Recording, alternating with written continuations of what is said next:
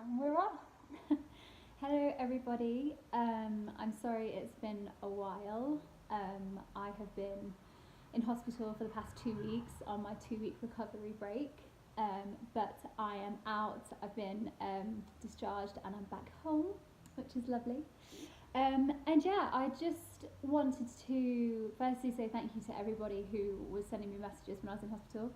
And two, now I'm out, I just wanted to record a video basically about how my chemo round one went, because I've been up to quite a bit, and I just think it's interesting to share with you guys what's been going on, if you're interested, and also anyone else who's going through BEACOPP chemotherapy, kind of not what to expect, because this is completely my experience, so don't take it as if it's like the main, this is what happens, but just kind of like some things that to be aware of and that could happen and that it's okay and that you do make it out and you do make it home and it's doable. So yeah, firstly I'll get this off.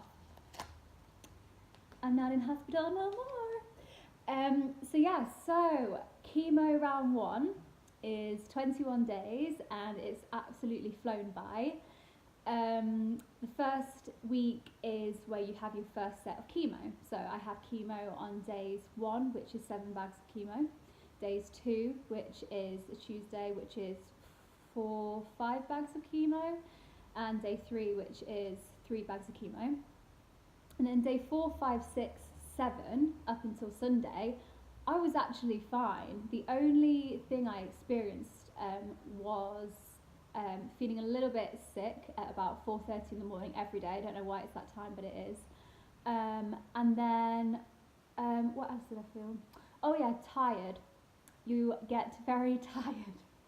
So I just ended up chilling. I was at my house. I binge watched loads of TV and watched loads of films and just relax.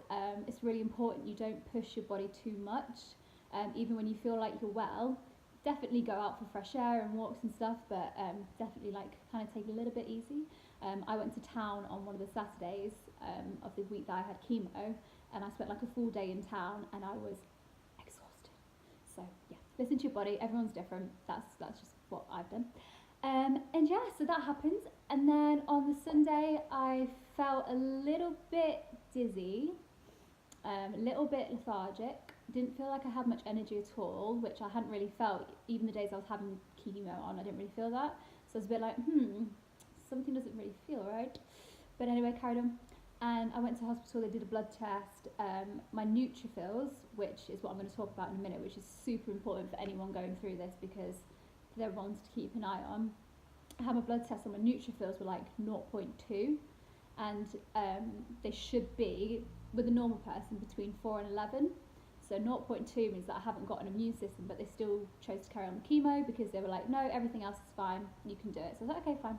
So did day 8 chemo, which is 3 bags, 2 hours, in and out, sorted, felt fine, went home, slept. And then it was on the Monday of the chemo on day 8 where I started feeling really ill, and I hadn't thrown up. Like sickness is one of the things that people experience with chemotherapy, and I hadn't thrown up at all. And then on the Monday, Tuesday first thing in the morning, I was so sick, and I was like, something's not right, and maybe it's a side effect, but I don't feel right. I feel quite dizzy. So we called up the hospital in the morning and they told me to come in, and then I ended up having more blood tests, and my neutrophils had dropped to 0.02, which means I was severely neutropenic, which means that I just have no immune system. I can catch everything from a cough to touching something to a virus. I'm not protected. So hospital called me and they're like, we're going to admit you. And I was like, great. My first week off chemo, round 1, and I've been admitted to hospital. So I thought, okay, maybe it was just be one night. And it ended up being Tuesday, Wednesday, Thursday, Friday, and I got discharged on Saturday. Long. So that happened, and basically I'm really glad it did, even though it was really hard to accept that I'd made plans on the Wednesday to go to London. I'd made plans like at the weekend to see my friends and just try and live a normal 25-year-old life. It doesn't happen that way, and Some people say they go clubbing when they're on chemo, and some people are fine. So again, this is just my perspective of how it happened with me. But yeah, and that's the toughest thing that I found, making plans and not being able to do them.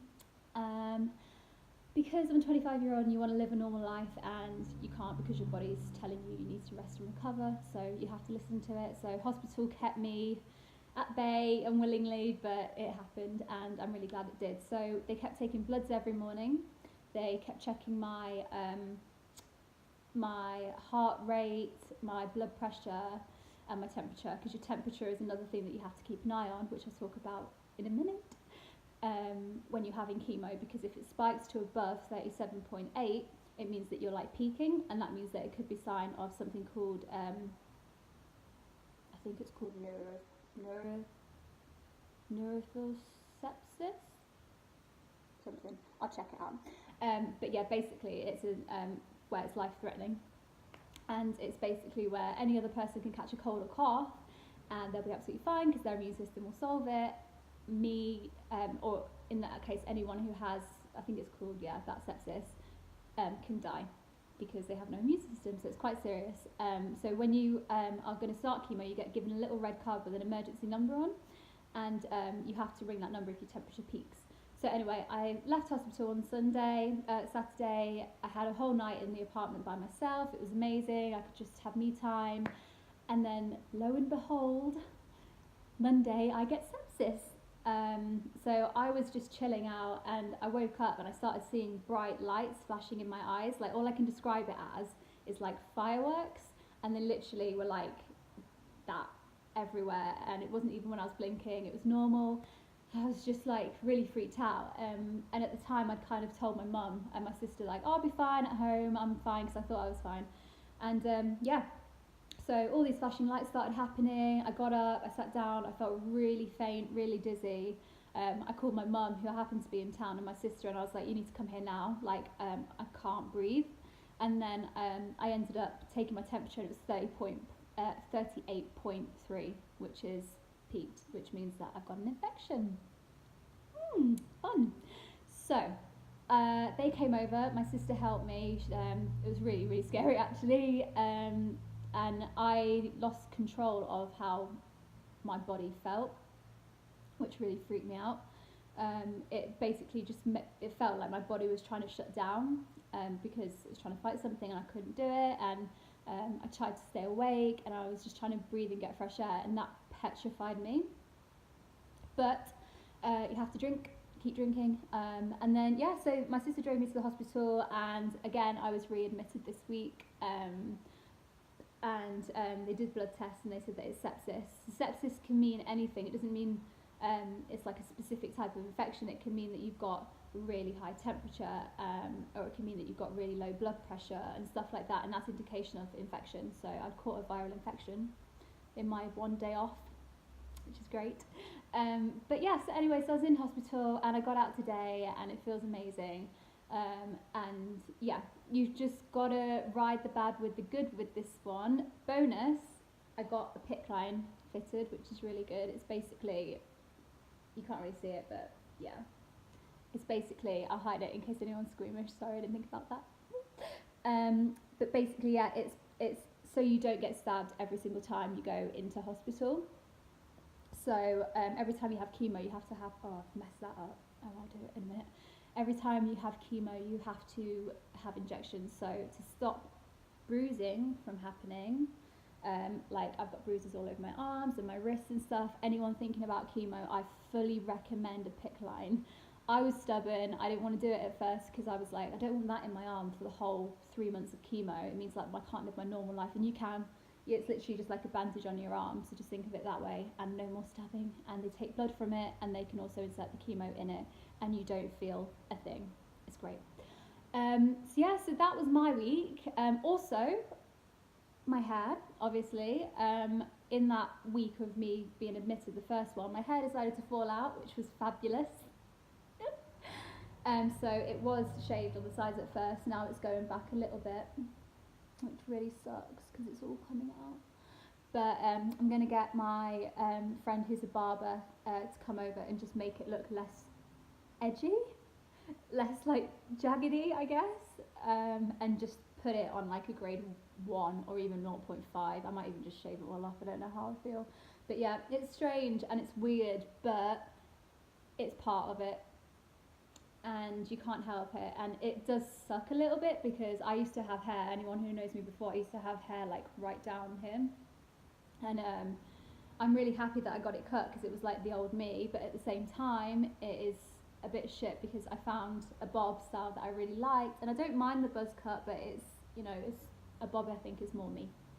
So yeah, so that is hard as a young adult to lose your hair, because, you know, no one wants to kind of like lie in a pillow or something and then be self-conscious when you wake up, and then there's like nurses and then you've got little strands of hair just on your pillow from you don't even know where, so you have to like assess your head and find these little patches. And I guess you could say it's like a fashion statement, but I don't know. But yeah, so anyway, that's been a busy week for me. And yeah, and I just wanted to kind of share with you that it does get better. One of the things that cured me is what anyone who having chemo or is going to have chemo will have, which are called, can't remember the name of them, but they're injections, and you inject your stomach once a day. Or the nurse can do it, or a boyfriend, or a girlfriend, or a family member. Anyone can do it. It's super easy. You just squeeze your stomach like in the previous fertility video that I did, and you just inject yourself with this liquid, and it's bone marrow building liquid. And basically that is your lifesaver. So that builds up your white blood cells. So my white blood cells last week jumped from 0.7 to 35 in a day. It's good stuff. And the reason why I got admitted to hospital with the high temperature and feeling really ill and nearly fainting was due to that injection. And it's not a bad one, so stick with it, and I'm going to keep my dose as well. But being a young 25-year-old like healthy classes fit adult, my body overused, like kind of like overdosed on the injection. So when, you know, like a normal person's, I don't know really why, but my body decided that it liked it so much that it kind of put it everywhere, and it overreacted to the injection, which made my temperature soar because it wasn't used to it. So the injection is a lifesaver. It saves your blood cells, it builds your immune system. If you're scared of needles, get someone else to do it. But yeah, anything else that happened? I don't think so. I think we're pretty much covered. So I start chemo round 2 on Monday. And then this is kind of a big one for me because I have chemo round 2 again, Monday, Tuesday, Wednesday. And then I have Thursday, Friday, Saturday, Sunday for recovery. Fingers crossed I can actually enjoy myself this time. And then I have chemo on day 8. And then I have Tuesday, Wednesday, Thursday, Friday, Saturday, Sunday to recover. Another week to recover. And then I have a PET scan after day 8 to see if the cancer's gone. And that freaks me out because there's 86% chance that the cancer will have gone by then. Obviously, for those of you who are just tuning into this one, I have Hodgkin's lymphoma stage 4 in my right chest and my right lung. And I was diagnosed in April, I think. So I'm doing the BEACOPP chemotherapy, and it's 3 months of intense chemotherapy, and I have my scan, and if it goes, it means that I only have 2 more rounds of chemo, which means I finish end of July. If it hasn't gone, then I have 4 more rounds of chemo, which means I finish end of August, so it's, you know, give or take a month. Praying it's July so I can have some of summer to enjoy and do fun things, but we will see. Not get my hopes up. But yeah, just wanted to let you guys know my experience with BEACOPP, because I know it's quite a rare one. Most people I speak to have ABVD, which is 8 to 12 months. It's a lot longer, you have it less intense, and it's spread out over a longer course, whereas I've chosen the intense one so I can get it done faster. So if anyone has any questions on it, please do ask, because luckily I've had 2 girls who I've connected with on Instagram who have been super helpful, and I've got another girl as well who is a really lovely lady, and she's on BEACOPP and she has chemotherapy on the same days, and she's 1 round ahead of me.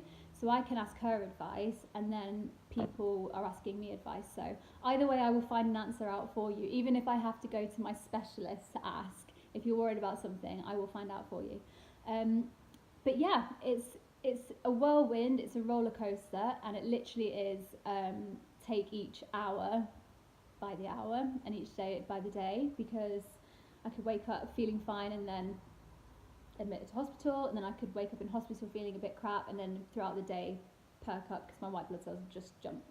So it really is a roller coaster, this journey, and you know, it makes you really appreciate. I was talking to some friends just about like how it makes you feel really thankful for you know, the smallest things and stuff, and you know, just being present in the moment is my piece of advice to anybody going through this, or anyone who even is experiencing like anxiety or stress or anything like that. Like, just be conscious of the now and don't over stress about things that haven't happened, because there's so much I could think of, all these side effects and lists, and just panic myself. And I don't even think, like, I just literally just take each day as it comes. I just focus on the now. And how I do that is, if I have a little panic, I just stop, I breathe in, hold it for 4 seconds and breathe out, and do that 3 or 4 times, and just focus on my body, where my mind's at, and what I'm thinking, and how I want to feel. And then I make sure that I can try and think myself into feeling that. And any worries or anything, I just write them down. And when you can actually see your problems on a piece of paper, and you think about like the grand scheme of things and what other people are going through, there were some people in that hospital who won't like come out for 6 months, and who spend like their birthdays in hospital because they're that ill. And for me, that was just the biggest wake up call, because these kids are younger than me.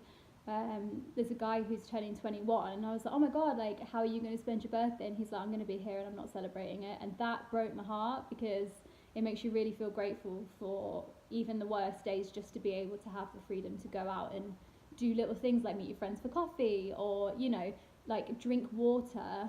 I was saying in one of my posts that I was on a hydration drip for 8 hours, which was just water, and I had 4 of them back to back because I couldn't actually drink. So yeah, basically just be in the now. Don't worry if you're stressed out. You're always bigger than the problem, is what I'm trying to say. And that's my piece of advice. But yeah, on another note, like, anyone who needs advice on chemotherapy, who's scared of going through it or anything, I'm more than happy to help. And yeah, I am going to go chill now, and I will be doing another video very soon. And I'm going to do also a video on chemotherapy bag essentials and last minute hospital trip essentials, because there's some things that I bought that I just knew to pack, and it helps you so much if you're staying long or short. So yeah, keep an eye out for that one. And thank you again to everybody who's shown me so much support.